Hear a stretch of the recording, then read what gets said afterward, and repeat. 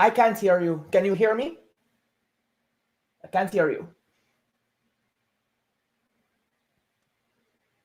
Well, good evening, everyone. It's Grant Cohn, who can't be heard right now, and yours truly, Sybilla Bakzaza, welcoming you to another show where we're going to talk eventually about many things. Can you hear me now? We can hear him now, and now we can actually get back to talking. Hey, hello, everyone. Let me try that again. Grant Cohn, Sybilla Bakzaza, great to see you. Sorry, it's my first time with technology. I just try to make it up as I go along. Well, I'm always careful about having new guys on the show like you know?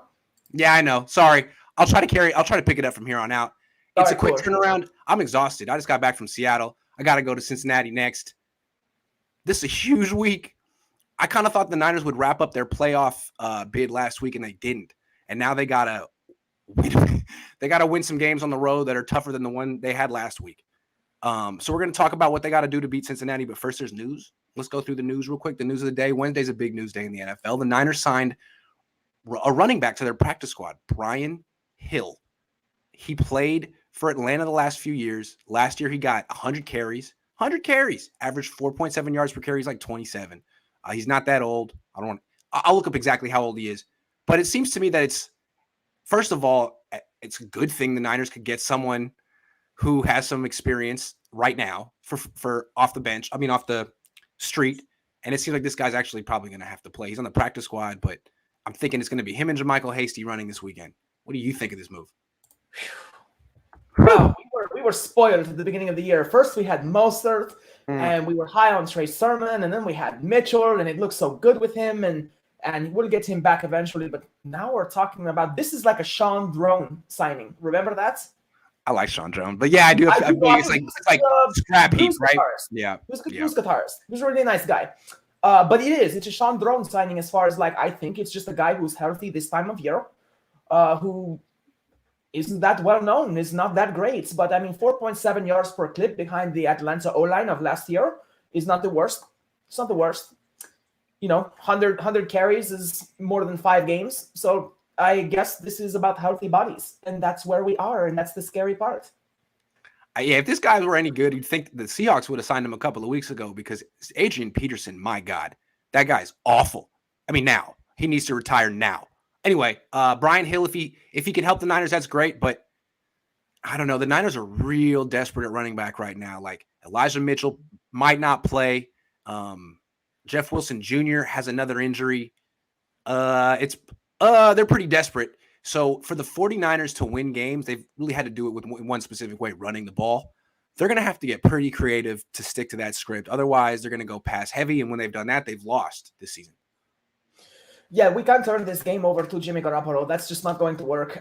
They'll flood the box. They'll stack the box. They'll flood his field of vision. It's a blueprint on how to beat him. Everyone knows it at this point. If anyone did not know, the Seahawks went and reminded everyone, essentially. Underneath, over the top zone. That's really how you beat Jimmy Garoppolo. He won't see everyone. He can see one person. Yes. Simply, your camera's freezing a little bit. Is it just just a little bit? You're better now. We've had a couple of glitches every once in a while. It doesn't seem like the best connection today. Okay, that's fine. That's all right. We can still hear you just fine. All right, cool. Yeah. I don't think this is our running game. It can't possibly be, not with Hill. Even if he turns out to be a great running back for us, how much time does he have to learn the playbook? He is coming from a similar offense, as you pointed out to me. But I just don't think that he's going to come and light it up, and then puts it completely on JaMycal Hasty, who's not the same kind of running back as either Mostert or Mitchell. Yeah, the whole chemistry of the team is gone in the backfield, 100%. That's a good point about not knowing the playbook. Kyle Shanahan's been real reluctant to play running backs. He's gotten that weak. We've seen that before this season. So how's Thurman doing? IR. Got you. Yeah. So short term though, right? What's that? Short term, but he's not coming back this week. So this is going to be. The Niners are going to have to get real creative to beat Cincinnati. It can be done, but they're going to have to win in ways that they don't normally win. So that'll be an interesting experience for them. More news. Use Chicken and George Kittle have to be used in very innovative ways. Good call. And Deebo Samuel, you said, did not practice today. Yeah, let's talk about that. Deebo Samuel did not practice today. Kyle Shanahan keeps saying he hopes Deebo plays. I don't know what that means. I think that means nothing. It means he wants the other team to prepare for Deebo Samuel in this game. But that doesn't mean Deebo's going to play. They said his injury was worse than Fred Warner's. And it seems that, like, he's so important to this team. And the Niners are pretty much in a good spot to make the playoffs, even if they lose this game, that they shouldn't rush it. Do you think he'll play this week? He shouldn't. That's my answer. I think everything you said is exactly right. The groin is a really tough area. It's something that can linger. It's something that can flare back up very easily. It's also the mark of somebody who's not taking that area of fitness seriously. And I think it's a non-contact injury that caused that. It was that blown up block by Alex Mack, and when he began to go down, I think that's what pulled it. I don't think it was the hit. But regardless, I ran a lot in high school, and when I hurt myself, it was there. And it was always from, overuse or not being in quite a good shape. Yeah, it lingers, it hurts, and it takes away all your snap and your quick twitch.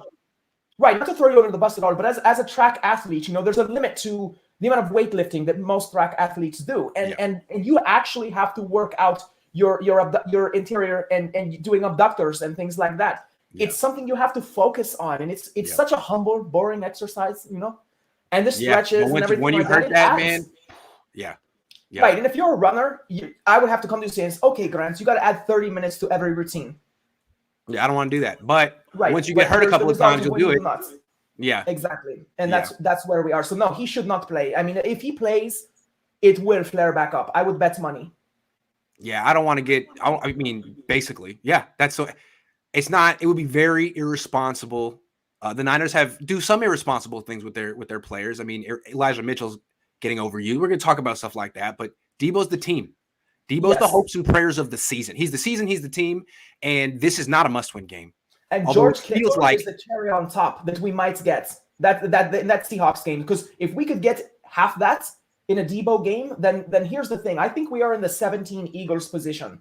We're really hurting. We're kind of falling apart at the seams, and it's about getting healthy to make a run. So all we need is Debo Samuel to go insane for a run to the Super Bowl from the 7th seed. I think that's what the Niners are looking at.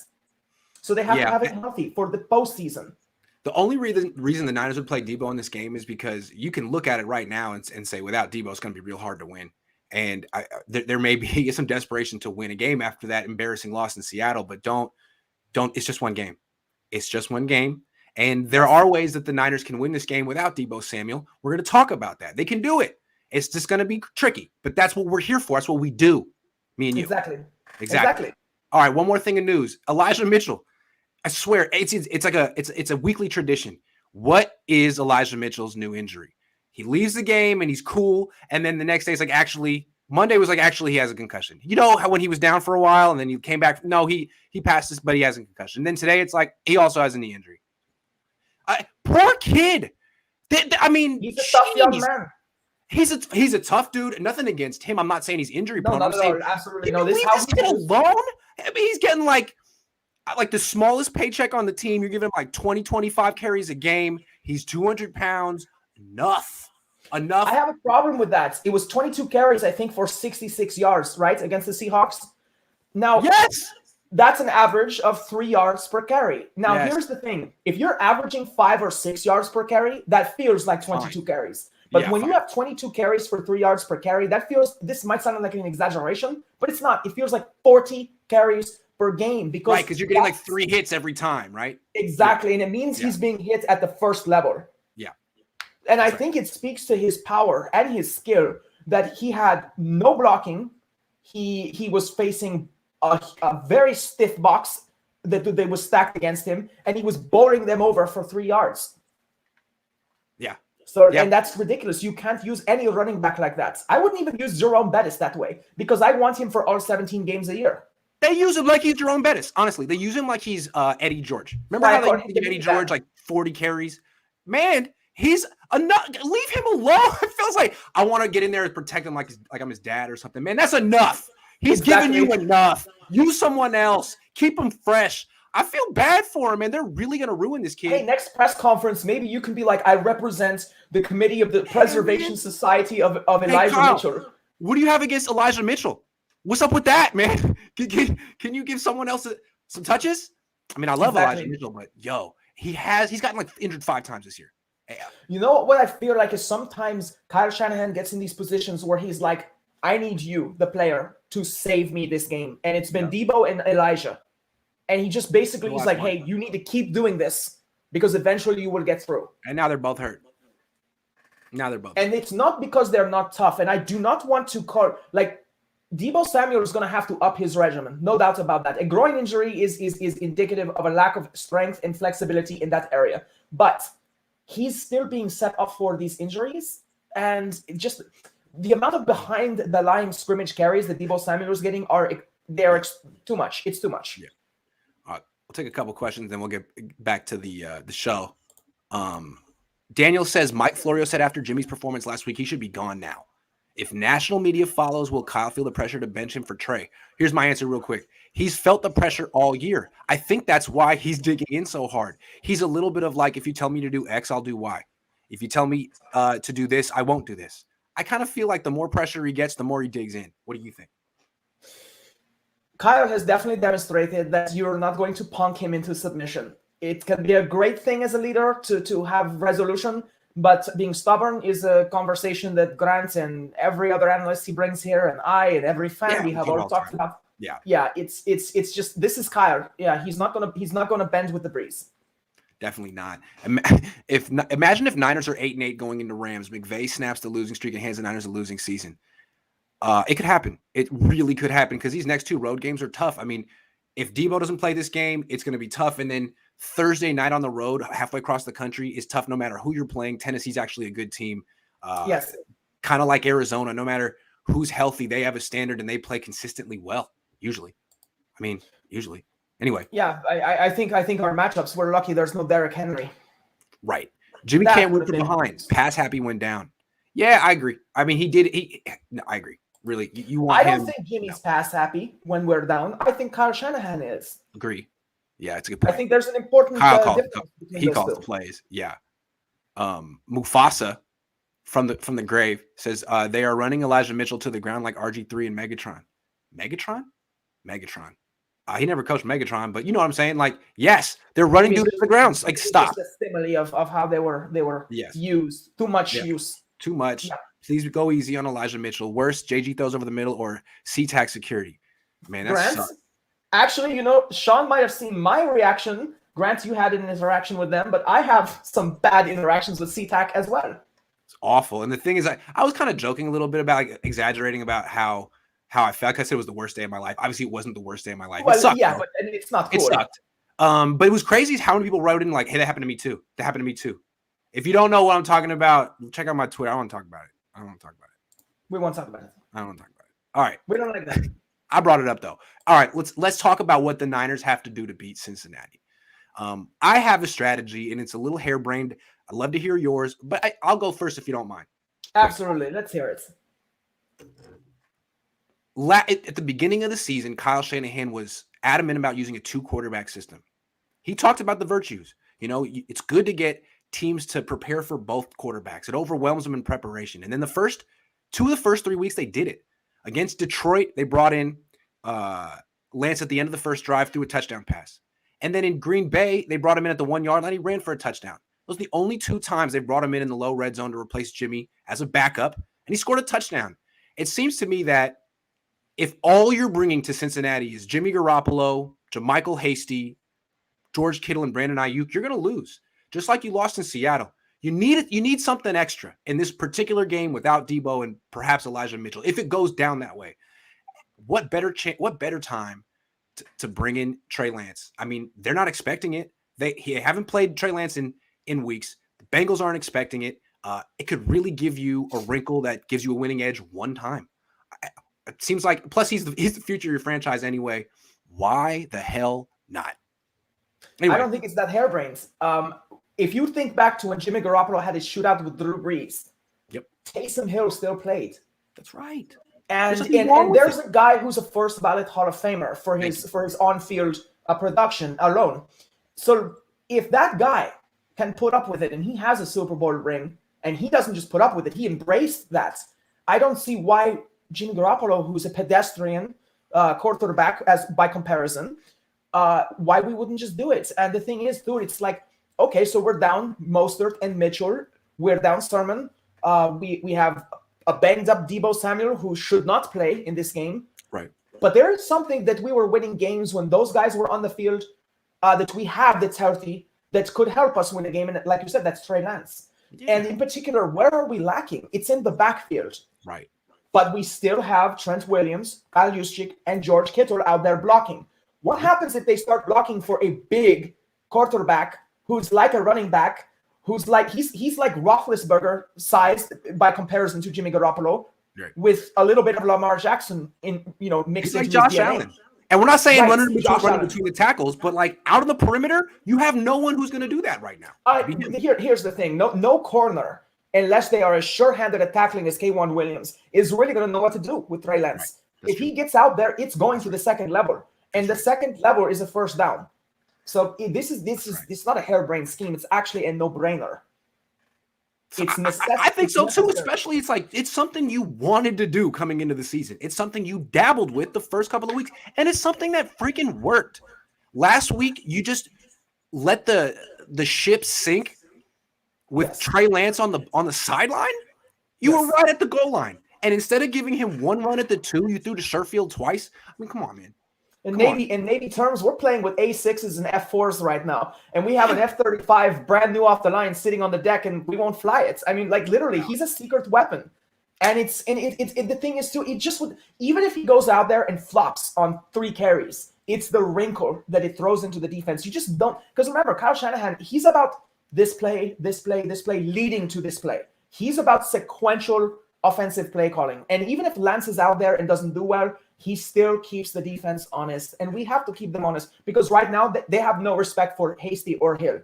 For better or worse, maybe Hasty goes out there and has a game, but they don't have respect. But they do for Juszczyk and Kittle and Ayuk. Those are their 3 targets in this game, as well as collapsing the pocket and pushing Jimmy Garoppolo. Yeah, all I'm saying is if Debo doesn't play and Elijah Mitchell doesn't play, the Niners are going to probably lose. And the only way that they're going to flip the scales in their favor is to do something unexpected. And this is it. I'm not saying bench Jimmy. I think it's a little drastic at this point. He's had a decent, he's eighth in the league in passer rating. I mean, it's not his fault. Yeah, he's a little above serviceable. Yeah, but he's doing padded by Elijah Mitchell and people like that. But he needs running backs to be effective. Exactly. We've seen that. And he doesn't have that this week. So let's do something a little different. I mean, or lose, or just go ahead and lose. Whatever you want to do. Yeah, exactly. And that's the thing. Like you said, they don't have to win this game, but it means they have to win the next one. So why not win this game? Give it a shot. Give it a shot. Exactly. And here's the thing. Let's say Trey Lance tears his ACL. Well, we're not playing him anyway this year, so it doesn't really matter to protect him. That was morbid, but I feel you. All right, let's talk about something else the Niners could do to win this game on defense. You've been watching Ambry Thomas. What are your thoughts? Well, here's what we're rolling out there first. We have Norman, Dante Johnson. We are not playing Lenoir. We are not playing Thomas. So I don't think that the upside of Dante Johnson is more than Ambry Thomas. So I feel this is a game to play him. Let him go out there and lay an egg, as far as I'm concerned. What we saw in the Jaguars game, remember we talked about that, and you were like, man, that was terrible, But there were things that were correctable that I saw, like what he did at the line of scrimmage. That it's as simple as, dude, when he breaks to the inside, you should already be in your back pedal. Mm-hmm. You weren't because you sold out on bumping him at the line of scrimmage. But these are things that I feel the game speed and game time will clean up. And I just don't see the upside of both Norman and Johnson against people like Chase. With Burrows throwing to his college sweetheart, basically. That's right. That's the thing, is I think Thomas. The only person that the Niners have who can sort of match up athlete for athlete with the guy like Chase is Ambry, right? Isn't it? Exactly. And again, I remind, for those of you who are not, why would you be familiar with Thomas? We don't play him. Right. 14 reps on the 225 at the combine. As an example, Saquon Barkley was like 28 or something like that. So that's huge. But there's a guy on my team who can rep that 32 times. He's stronger than Saquon. I got another guy who can rep it 24 times. But the point is, Ambry's on the team because he's 6 feet tall. Linebacker, defensive end. Ambry Thomas is a corner with almost defensive end pushing power. He killed it at the combine. I mean, he's or whatever at the pro day or whatever. He runs a 4.3. He's 6 feet tall. He's got the long arm. He's prototypical body type athlete for the position. We have to make him work. That's why he went in the 3rd round and Diamador went in the 5th round, even though Ambry didn't even play last year. And it seemed like, honestly, when I watched Ambry in training camp and one-on-ones, he looked good. He would win a lot of his reps against Debo and Ayuk. It was just once he would get in preseason games, it looked like he was really lacking confidence. Like, and getting picked on. I don't know. Maybe he's got some confidence now. It'd be interesting to see. One of the things is that Kyle Shanahan really relies on is if you were to go up to him and be like, why aren't we playing Ambry Thomas? He would say to you, what we see in practice. That's what he says. Right. Okay, but here's the thing about practice that I don't like. Guys like Dante Johnson they know the playbook. This dude could put on a practice. He could run practice at this point. Right, good point. Guys like Josh Norman, although they don't know the system the same way, they come from systems that share similar plays. He's been in the NFL for donkey's years. Basically, and guys like Ambry Thomas and Lenoir, they're playing for their 2nd contract. 4 years from now, you might be saying, hey, what was that guy's name from Michigan? We never played it. No, he's got a lot of pressure on him. And that's why I think that the practice is where veterans will thrive and rookies will either shine or look really bad. Right, true. So I just don't think that the Niners are giving him a shot. There's too much stock in this whole practice thing. They have to roll him out there. And I'm telling you, if I'm Joe Burrows, on 3rd and 5, I'm gonna just pass deep on Johnson or Norman.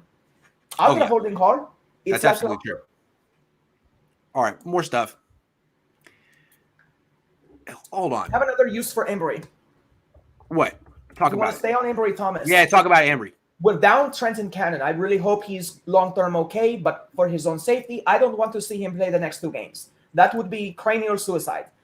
But Ambry Thomas is strong, fast, agile, and he has kickoff experience at Michigan. He's a good kickoff returner. I don't even know why we even went with Trenton Cannon without giving Ambry Thomas the lion's share of kickoff duty returns, without seeing what he's got, because he was good at Michigan. This is the game where he absolutely 1,000% has to be back there. It better not be Travis Benjamin, who's going to his existence will be erased from history the first time some special teams linebacker hits him. But Ambry Thomas, we're not protecting him for a starting corner role. Let him go back there, and he will play with gusto, I promise you, because he wants reps. Agree. All right. The Texans waived linebacker Zach Cunningham. Familiar. I don't know what that's about. I love this kid coming out. He's a grown man. When he was a kid coming out of Vanderbilt, I loved him. All the Niner fans were all about Reuben Foster. I was like, nah, get Zach Cunningham in the later rounds, not the later rounds, in day 2. I was right. I just wanted to say that 45 years ago. Haven't forgotten. Anyway, he's available. The Niners could pick him up off waivers, although I hear he has like a pretty big injury guarantee for next year, which might make him pass through waivers. If he does, sign him. He led the league in tackles last year. He's still rather young. I don't know. He's 27. We're thin absolutely everywhere, so why not at least take him, stash him on the practice squad, or activate him? Absolutely. Would you prefer him to Flanagan Fowles? Yeah, the Niners aren't that. I mean, the Niners have good linebackers, but get another one. I mean, we've been calling ourselves LBU for a long time. I just feel like he comes here and he would be better. I mean, he'd be better than Dre Greenlaw. If you had a linebacker trio of Fred Warner, Azeez Al-Shaair, and Zach Cunningham, be the best linebacker trio in the league. Yeah. Nothing to lose. And there's some thump. Cunningham's a good hitter from what I've seen. Hell yeah. He's a good player. He's in his prime. He's available for nothing. I say pick him up. Pick him up. Make it work, even with the guarantee. They should make it work. Yeah, I mean, the Niners need to stop looking at themselves as a team that... No, it doesn't seem that flashy, but that's a really good thing, because I feel like the stoutness of Warner, he's a finesse linebacker. He is. And Al-Shaair, Azeez has really come on. I'm really happy for him. I love his story. He has a really great backstory for people who don't know, but he's been struggling throughout his whole life.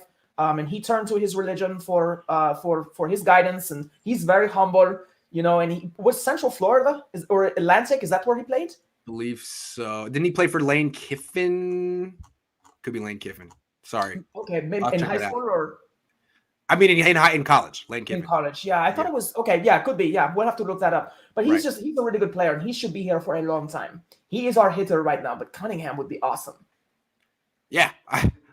The Niners are a good team that could use all the talent they could get. Pick them up. All right, I'm gonna switch gears though. We've talked about this when we first started doing the show. Ben Peterson.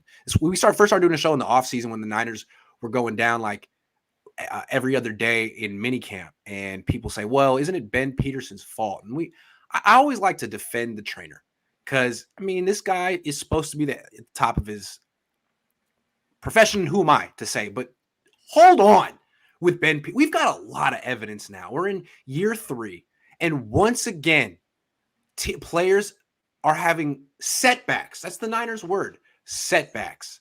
I mean, Maurice Hurst, Jalen Hurts never recovered. Javon Kinlaw got worse. I mean, Dre Greenlaw blew out his groin week 1, comes back, blows it out immediately. I mean, the only player who's really recovered, sad to see that, is Bosa, who did it in Florida, 3,000 miles away. And he's the only one in practice who does the humble things like reverse lunges, B skips. He does those little things that guys in the gym would laugh at him for. Yes. But he does them because he knows that it will make him stronger. And honestly, he's the beast on the team. Bosa is the strongest, fittest man on this team. Let's talk about Ben Peterson, though. To me, I don't know what happened, but I'm guessing. Remember, when Kyle and John first got here, they had a different guy, Ray Wright, who put up that stupid hill. And people were getting hurt left and right. They fired him, kept the hill. They don't use it. And basically, they were desperate. And I think they turned to Ben Peterson and were like, NHL program. The guy was like a number 2 dude for the Flyers. And I think what happened is he came and was like, look, I can solve all your problems. And Kyle and John were like, thank you. And 3 years in, the results aren't in. This has all been a big experiment. Instead of bringing in a trainer from another team in the NFL, they brought in a dude from the NHL, and the results have not been good. Not been good. So I say it's one of those things where sports medicine is sports medicine, and it wouldn't annoy me if they brought in some Navy SEAL or something like that to do their fitness, or it wouldn't bother me if they brought in someone who was a weightlifting expert. But this guy's a hockey dude, and he's not even the director of his program. I don't see where the connection was. Me neither. I don't see what his qualifications were. Yeah, and now God help Deebo Samuel. Right. Sorry. I mean, this guy's not even really a physical therapist. No. So where did he go to medical school? What is his deal? What is his background? Or even, guy, I mean, and just his staff. I mean, I've watched some of the 49ers work out. They do not know what they're doing. That's all I can say to that. They don't. Trent Williams, Nick Bosa is the only one who knows what he's doing. Plain and simple. I mean, doesn't this kind of feel like a desperate team that threw out a Hail Mary bringing a guy from the NHL and just got dazzled by a presentation? I'm sure dude came in with spreadsheets. He dresses well. He had a good mugshot. Yeah, so he probably had a great presentation. Exactly. I think it's all in the presentation. I think he definitely nailed it. There's no results, and it was all baloney. But and what they need to do him is the issue. Why do they not understand that you build the fitness of an athlete from the ground up, and the ground is the instruction in the gym life, and it just seems so obvious. I don't understand. They want to delegate that entire part of the operation to someone. You be in charge of injuries and rehab because we don't know what we're doing. And Ben Peterson's like, yeah, I got that.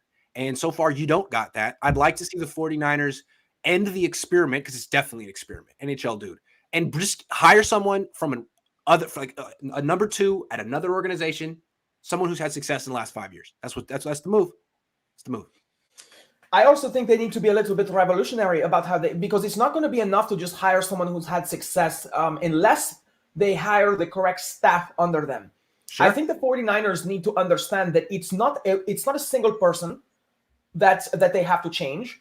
It's all the weight trainers, everyone who's in physical therapy for this team. Scouting. They need to have a mass firing. Yeah. They just need to burn the fitness program from the ground up. Official BNA Music 88 says when we played Cincy 2 years ago, they had no team, and Jimmy was given that. He's a winner credit. If we lose, dude, Jimmy G QAnons, that's really funny. Jimmy G QAnons, give it up. No. They're going to go down. No. I had other people that come on this show attack me because I said that Jimmy is mediocre, and that I'm tired of seeing fans laud mediocrity and how quickly weak-minded individuals will laud mediocrity because they see themselves in it. And that's really, and the thing is, I don't have anything. That's what I was gonna say. I think a lot of people can like, sorry to cut you off, but I think they like relate to Jimmy Garoppolo, which kills me because, like, dude, he's got $100 million. He could date any woman he wants in the world. You don't relate to Jimmy Garoppolo. Not true. He didn't get a second date with Mia. Okay, fair enough. But he could get a first date with most women because he's a very charming guy. Let's go to Mia. Let's ask her what's wrong with Jimmy Garoppolo. Can you get me on the show? Can we get me on the show, please? I will try. Howard Stern? I will try. I mean, I know one of her best friends, Dr. Michelle Lovejoy. All right. Well, maybe one day. Maybe we can get the four of them on. At least let's get that going. Exactly. Mia, okay. Why should the Niners move on from Jimmy Garoppolo? No, but hold on. What they relate to, and I think a lot of people are like this, is a guy who's, I mean, he's only 30, but in his field, he's over the hill, right? He's approaching being over the hill and being pushed out. And I think a lot of people are like, man, that's not fair. I can relate to that. I was pushed out prematurely. I still had something left to give. I think a lot of people can relate to the Jimmy Garoppolo story. You know, it's one of those things where he's not a dislikable guy. Not at all. I like Jimmy Garoppolo. Right. Exactly. Totally disarming. Exactly. No, I would hang out with Jimmy. I wouldn't work out with Jimmy Garoppolo. But I'd hang out with Jimmy Garoppolo. I wouldn't hang out. Yeah. Would you hang out with Kyle? Hang out with Kyle would be like going back to your fraternity. I would, because I feel like I owe it to the fan base to get hired as the athletic trainer. Hang out with Kyle would be like shotgunning beers and like seeing who could throw a football farther. Hey, can you hit that sign over there? I feel like it'd be like being back. I was in a fraternity. He was a wide receiver or a safety. Maybe he could try to run routes against me. That would be cool. That'd be fun. Showdown. I was in a frat in college. I feel like there's like a little bit of the relatability with Kyle is that like he's 40, but he's basically 23. Close to being a leadership quality. This close. It isn't though, but that's how he tries to relate to the guys when he blasts his Lil Wayne music in practice. Right. I'm telling you, I kick that stereo. You know, I'm 42, but I'm really 23 like you. Yeah, sort of, kind of, sort of. Exactly. Let me see if we had any more questions. He'd be fun. He would be fun in his own weird way. It'd be fun to hang out with both Kyle and Jimmy. I don't know if you could hang out with them together, though. I don't know if they would party together. I don't even think they would. No, they're two different kind of guys. Yeah. Okay. Jimmy Garoppolo, he's not going to waste his time hanging out with men. He's not going to do. He's going to go hang out with ladies. Definitely. Hey, you would know better than me. All right, because you got inside information. Let's talk Peter King. You know, a few weeks ago when Jimmy was in that winning streak, people were saying, "Hey, it was the announcers during the show, during their games 2 weeks in a row said, don't be surprised if Jimmy stays." And it was like, why are people saying this? Then Ian Rappaport shot it down. The Niners kind of shot it down. Peter King's back. Peter King's been on a media junket telling anyone who can listen, hey, don't be surprised if the Niners keep Jimmy Garoppolo. Even if they get the 12th pick in the draft as an offer in a trade, they might keep Jimmy because a backup quarterback is one of the 10 to 12 most important players on a team. I just laughed, but the reasoning not is that funny. Smart. The reasoning is hilarious to me, but the fact that Peter King says it could happen means these guys don't just say things. I always feel like people like that, when they give an opinion, it's something that they heard, and it's deep background. So it's like, I heard it, and I'm probably going to be right. And here's the thing about King. The way he worded it, though, absolves him of sin if it doesn't happen. Of course. And that's the mark of a sage journalist. He knows what he's doing. He knows when basically, I just said it. I never said it would happen. But at the same time, you're right. Where there's smoke, there's fire. And the thing is, if they say that every year, eventually we lose respect for them. And he's a guy who's been around for a long time. But here's the thing. So he's saying like, okay, the Niners may not trade Jimmy Garoppolo. And then he gives all these reasons that make you laugh, like because he's so important and backup quarterbacks are so important. Ha ha ha. No, the reason that they may not trade Jimmy Garoppolo is because there's no market for a bridge quarterback who's super duper expensive on a 1-year deal, who's going to be a free agent the year after. There's no more. I mean, there may be a market, but it's small. You're not going to get much of a pick. This was actually the year. This was the year. Yeah. It's not there. So you can say like, it's like, oh, we can't trade Jimmy. Let's tell Peter King we don't want to trade Jimmy. Let me throw this at you. Want to trade Jimmy. Let me throw this at you. We have about 10, maybe a dozen quarterback needy teams potentially next year. are they all that intelligent? Like, there are some really poorly run franchises out there. It's true, and they might buy into the Jimmy Garoppolo winning narrative. Yeah, your level of thinking is more logical, but there's some boneheaded decisions made every year. It takes one. So we're going to talk about that next, but with the Peter King thing, I just want people like the backup the quarterback takeaway to be, if Peter King's saying it, it could happen. The backup quarterback to me is not that important. Now we'll tell you why. Because your season's over if you turn it over to QB2. Simple as that. All you need is a guy who can get you through 3 or 4 games. And you don't spend $27 million on that. I feel like Nick Foles wrote the narrative on backup quarterbacks. I feel like that's what people go to is Nick Foles. But how about Colt McCoy though? No, like if Kyler Murray goes down because he runs around a lot. He's going to get hurt a lot in the NFL. He goes down 3 weeks. Colt McCoy comes in, goes 2-1. What more could you ask? That's perfect. And he's cost him nothing. Team around him as well. Exactly. I'm not down on the 49ers, but when we beat the Vikings, I just kind of said, okay, so it's a battle of 2 5-5 teams. One of them has to win. I really wasn't sold after that win. I was like, yeah, you really should win. It's a battle of mediocrity. Right. Essentially. And then they go and they play a horrible Seahawks team and lose. So if the 49ers keep Jimmy Garoppolo and don't cut his salary, if they keep him as a $27 million backup, that's stupid. Stupid. No, Garoppolo, he's not going to offer this money back. It's not a charity, but he better damn well be ready for a restructure. Yeah. I'm sure he would prefer a trade. Let's talk about the logistics of a trade. I've been saying all week, I don't think there's a market for him. I've been asking all the people that I know and trust in media that understand these things better than me. And I feel like there is a scenario where they could trade Jimmy, but it's tough. And let me try to lay it out. So he's got 1 year left on his deal, $27 million. It's not guaranteed. What the Niners could say to Jimmy is, look, hey, man, you call teams. You find a team interested in you, and you work out an extension, because I'm pretty sure no one wants to pay you $27 million next year. So what the extension could be, because I don't think anyone wants to extend him long-term either, is let's turn that 1 year, $27 million deal into like a 2 year, $30 million deal. Or, basically the same amount of money over 2 years. And we can maybe make it some of it guaranteed. What do you say? And that way you get Jimmy Garoppolo for like $15 million a year, which is that's fair for him, for his services. But the same thing is, that's the only way it's palatable. But then you also have to give it a draft pick on top of that. And then probably also draft a quarterback, because he's just a bridge quarterback. So it still seems like it's very expensive, even if he renegotiates the trade. I'm talking, but that's how it works. I feel like a couple of these younger teams that have whiffed on their first-round quarterbacks could really use Jimmy Garoppolo. There you go. I actually really don't have a problem with him going to a place like the New York Giants. What do you think of that? I mean, I don't like their quarterback. I don't think he's that good. Yeah, but he's going to be going into year 4. How about this? The Jets. Okay. And they don't want to put Zach Wilson on the bench. To me, I just don't see the team. Like the Saints, they got Jameis Winston. I mean, he's just as good as Jimmy. He was 5-2 this year when he got hurt. Maybe the Giants. I mean, I guess if there's one team out there, it could be the Giants. Pittsburgh, though. That's a possibility, because I'll be honest with you, I feel like Ben Roethlisberger at the beginning of the year, he actually said, I believe he asked the team what they wanted. I have to give him credit on. Didn't he ask the team, do you guys want me back? Do you think I'm good enough to be here? And it was like a group decision. I really respect that about him, even though kind of an unusual character, shall we say.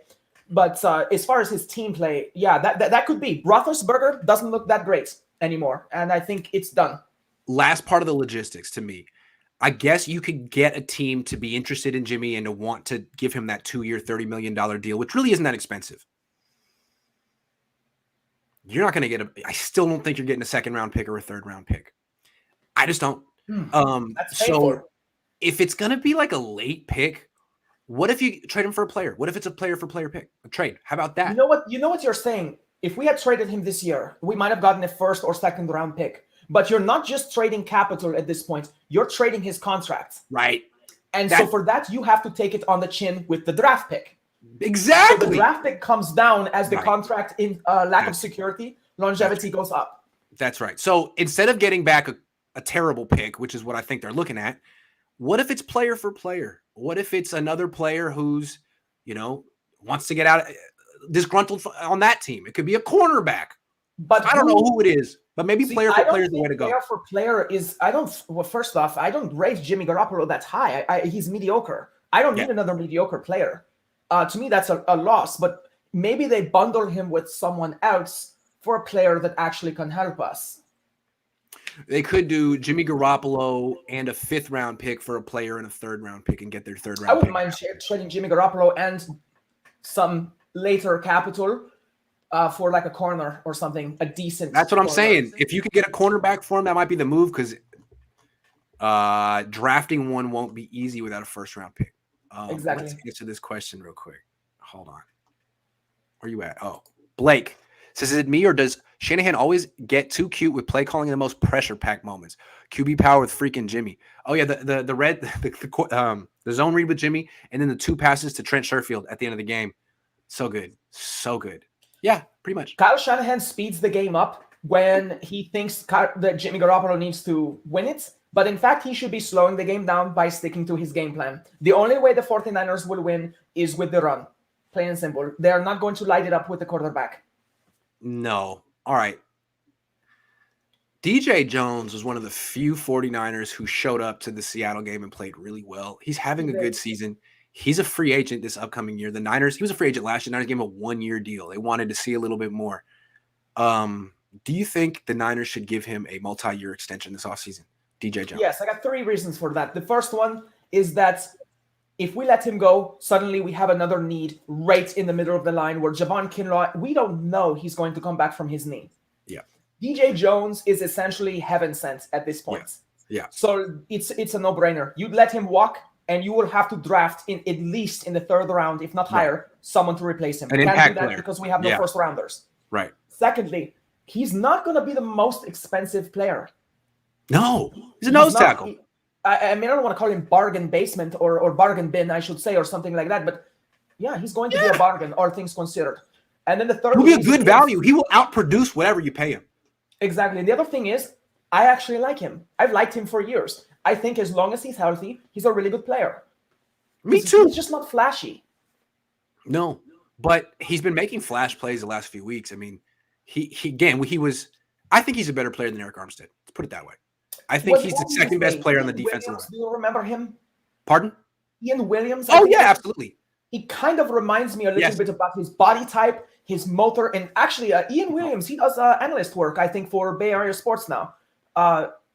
So yeah, he's a good guy, but I like the motor that those two brought to this game, and just the other thing is the run stuffing physicality to a team which is not exactly a run stuffing specialist team. And the Niners need to do a better job of re-signing their lower end free agents that they develop. Like they re-signed the big ones, Kittle, not Buckner, but Kittle, Warner. They let Bourne go. They let Trent Brown go. And those guys are key members of the Patriots and really should be still key members of the Niners. So DJ Jones doesn't need to be on anywhere. Kendrick Bourne is having himself a season over there. There was no reason to let him go. He's not expensive. He's definitely cost effective. He's your guy. He's a good player. In retrospect, as a quality control guy, I should have lobbied harder. That's on me. I apologize. Well, I remember we talked about him and we were not heartbroken at the time. No. Have to admit it myself as well. And I wanted to learn my lesson. Like, don't bird in the hand. A bird in the hand. He was a bird in the hand, and now he's New England's bird. Now you got. And actually, the Ian Williams injury, when his career was cut short, we saw how much damage it did to our run defense. And we've been searching. Honestly, I feel like we've been searching for answers ever since. And DJ Jones is that answer. So it would be stupid. We would be creating a draft need. Okay, last topic. So the Niners lost this week, and it's tough to fathom, but they still have an 81.6% chance to make the playoffs according to Football Outsiders. That website expects the Niners to be the 6th seed. Even though they're the 7th, they expect Washington to fall back and either one of Washington or Philly to be that 7th seed. So the Niners are still in great shape. I mean, they would have to lose probably 3 of their next 5 games to fall out of the playoff. And I don't think we expect them to. I mean, unless this loss in Seattle just broke them. But it shouldn't. I mean, they were down Debo and Warner. They were like the B team. I'll say this: Kyle Shanahan looked like he got beat up outside the playground after that game. Did you see him? He looks weary, doesn't he? He's got this look like. And I appreciate the passion as far as like he looked like he'd been punched in the gut.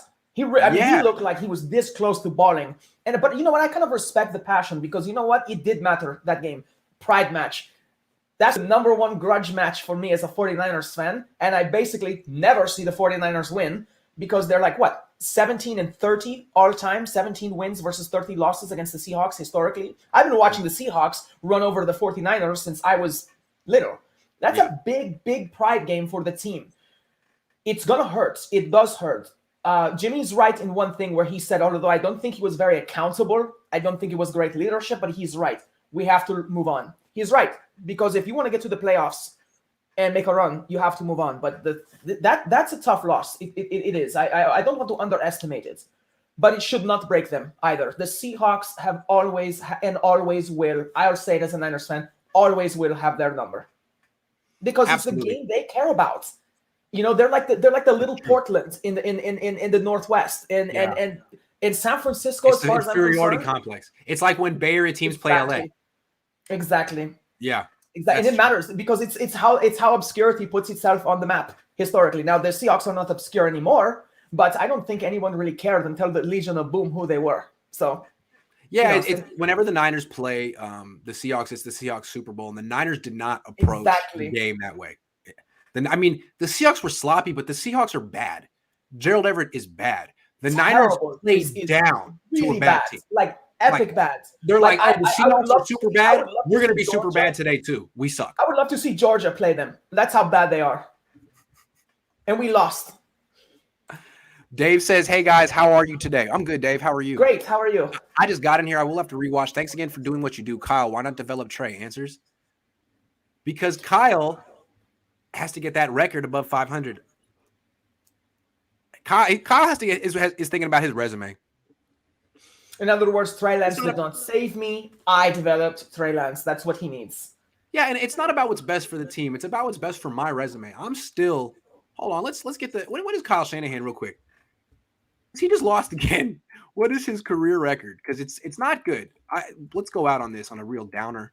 Kyle Shanahan's record, 35-41. He's still 6 games under 500. If he loses 9 games this year, he'll have his 4th losing season. And people will use that against him. People like me will use that against him all year. And I think he doesn't want that. I don't think he wants that smoke. Remember how people talk about that smoke? Whether they want it? If he's smart, he'll burn Jimmy Garoppolo before he burns himself. If on his way out, he should blame it on Jimmy Garoppolo. That's what he's already setting up. He's been setting it up all year. It's Jimmy's team. It's Jimmy's team. It's Jimmy's team. When they lose in the playoffs or fall short, it's Jimmy's fault. And now we're moving on to Trey Lance. If he ends up with a team that has a good quarterback, that loyalty, that team culture that Kyle Shanahan brings does look good on the resume. If you drop Peyton Manning in Kyle Shanahan's lap, he just have to be like, play number 1, play number 2. If he gets the guy, he'll look really good. Yeah, but he didn't want the guy. I still like. He didn't want the guy. Tom Brady called him up. He was like, "Hey man, I really respect your team. I like what you're going over there. I like your run game. I like your defense. Let's do some work." And Kyle's like, "Oh, it's Brady." It's the dumbest moment in human history since Hannibal didn't wait for his brother, who had a bigger army, before invading Rome. There you go. It's the reason why all of us are here. So yeah, it's that. Yeah, I'm not really trying to go out tonight, Brady. I'm pretty tired. Yeah, I'm not going out, man. Like, I'll hit you up. I don't know. We went all over that. The ego. That's what it comes down to, the ego. Yeah. But I do like Kyle Shanahan's play calling. I do like his offensive acumen. And you know what? He's going to get a job. He'll get a high-tier job. He's going to get a job. Oh, if he get fired? Yeah, absolutely. Oh, yeah, that's why you trade him. He's like the most – he is a top 3 or top 5 respected coach in this league, despite being a loser. Yeah, so trade him. I mean, trade him for a first-rounder. First off, I think they could get more than just a first rounder for him. Great. I'll take it. Take the contract, take his Yeezys, take his flat bill hat, take the whole thing. Just give me some first round picks. We will never get him. I still wish we could get Thibodeau. Thibodeau would be a great addition. He just declared for the draft, by the way. Ooh. We'll never get him, though. We don't have any first rounders, but if we get rid of Kyle, But the thing is, I still think we can win with Kyle. I just, man, we do a lot of boneheaded things. We really Let's do. see if you can do it this week. We gave you the answers to the test. 2-quarterback system. It's in your playbook. Dust it off, Kyle. Make it work, Kyle. And to be honest with you, too, if he wants to show off how good he is, then show us how you use your weapons. There you go. Simple as that. Don't lose with another weapon. Don't lose another game with that weapon on the bench. You just dropped one game that was not necessary. You didn't have to lose that game. You could have won it. Yes. He was right there. Sybilla, great show. Absolutely. Last message is to the 49ers secondary, Tartan Ward. Keep doing what you guys did in the Seahawks game as far as being physical. Love seeing it. Come out here, punish Jamar Chase and those other receivers. Make them regret that they ever caught the ball. That's right. High praise from Sybilla. Thanks for watching, everyone. I'll be back later. All right. See you guys later. Go Niners.